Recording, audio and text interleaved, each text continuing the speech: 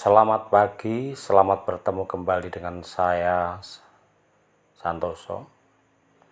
Nah, teman-teman, pagi hari ini kita akan bercerita tentang Nuh. Nah, sebelum kita mendengarkan cerita tentang Nuh yang ada dalam firman Tuhan, ya, tolong subscribe dahulu supaya teman-teman mendapatkan cerita-cerita tentang nabi-nabi lebih dulu. Terima kasih, mari kita berdoa sebentar. Tuhan, kembali kami mengucap puji dan syukur, terima kasih kami kepadamu ya Allah, dimana pada waktu saat teduh ini biarlah kami senantiasa mengucap syukur kepadamu. Bukakanlah hati kami, bukakanlah pikiran kami untuk menerima segala kebenaran firman yang Engkau sampaikan pada pagi hari ini, yaitu kami akan belajar tentang ketaatan para nabi-nabi yang terdahulu, di mana pada saat pagi hari ini kami mau belajar bersama-sama tentang ketaatan Nuh. Terima kasih ya Allah, terima kasih. Amin.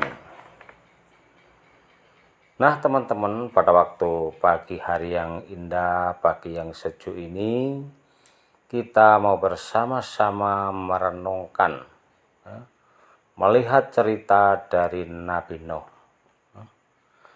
Nabi Adam dan Siti Hawa dikaruniai anak-anak lagi.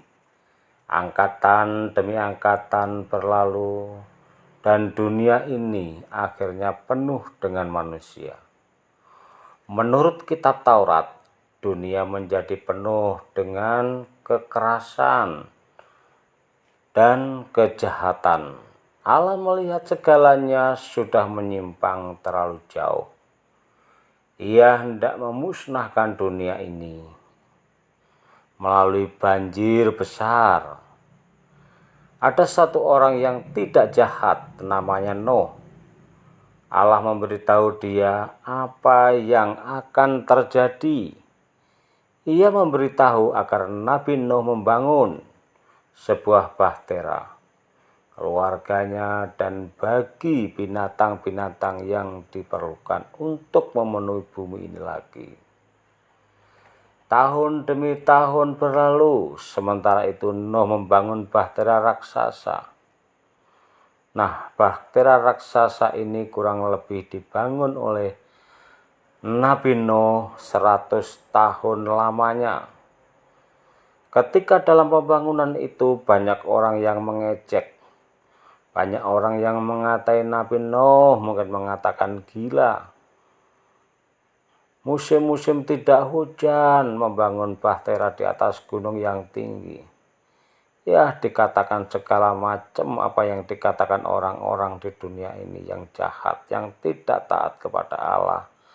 Tetapi Nuh tetap taat kepada Allah, dia sabar, tetap menyelesaikan bahtera yang diperintahkan Allah. Orang-orang dihimbau untuk bertobat dari kelakuannya yang jahat, tetapi mereka tidak mau, bahkan suara jelek pun timbul dari mulut mereka, ya, mencemooh, memaki, dan lain sebagainya. Akhirnya hari itu tiba. Nuh beserta keluarganya dan binatang-binatang masuk ke dalam bahtera. Banjir besar menutupi seluruh bumi selama berbulan-bulan. Tepat seperti yang dikatakan Allah, binasalah sudah semua orang yang tidak menerima perkataan Allah. Betapa menyedihkan orang-orang yang mengabaikan apa yang Allah katakan. Akhirnya bahtera raksasa itu kandas di sebuah pegunungan, yaitu Ararat. Hal yang pertama-tama dilakukan Nabi Nuh ialah mempersembahkan korban kepada Allah. Mengapa? Teman-teman, Nabi Nuh pertama-tama setelah dia mendarat, dia mengadakan korban sembelihan ya, kepada Allah. Karena nenek moyangnya Adam dan Siti Hawa, Habil, melakukan hal yang sama untuk mengadakan permohonan pengampunan dosa dari Allah melalui korban domba yang tidak bercacat. Namanya tidak bercacat, otomatis domba itu tidak pernah berbuat dosa. Ya, mungkin telinganya tidak cacat dan kakinya tidak cacat ya. Berarti tidak pernah melakukan suatu kesalahan. Dan itu berlaku turun-temurun sampai pada generasi dia. Sesudah itu Allah menempatkan pelangi di langit.